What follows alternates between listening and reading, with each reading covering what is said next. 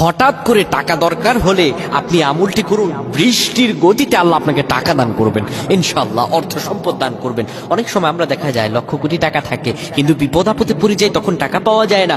আপনার যদি হঠাৎ কোনো টাকা প্রয়োজন হয় আপনি আমলটি করুন, ঝড়ের গতিতে আল্লাহ তাআলা আপনাকে অর্থ সম্পদ টাকা দান করবেন ইনশাআল্লাহ, আপনি যদি আমলটি খাঁটিভাবে করতে পারেন। আমলটি আপনি যেইভাবে করবেন, প্রথমে ওযু করে নিবেন, ওযু করে নেওয়ার পরে কিবলামুখী হয়ে পড়বেন আউযু বিল্লাহি মিনাশ শাইতানির রাজিম।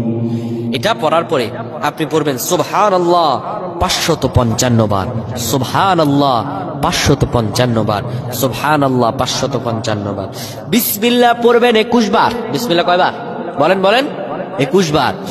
এরপরে সূরা ইখলাস পড়বেন 21 বার। সূরা ইখলাস কয়বার? 21 বার। সূরা ইখলাস পড়বেন 21 বার। এরপরে সুবহানাল্লাহ 55 বার পড়বেন।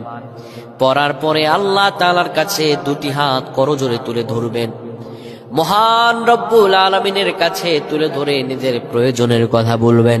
আমার আল্লাহর কাছে চাইতে দেরি হবে, আপনার হতাশা হতে হবে না, আল্লাহ তাআলা আপনাকে দান করে দিবেন।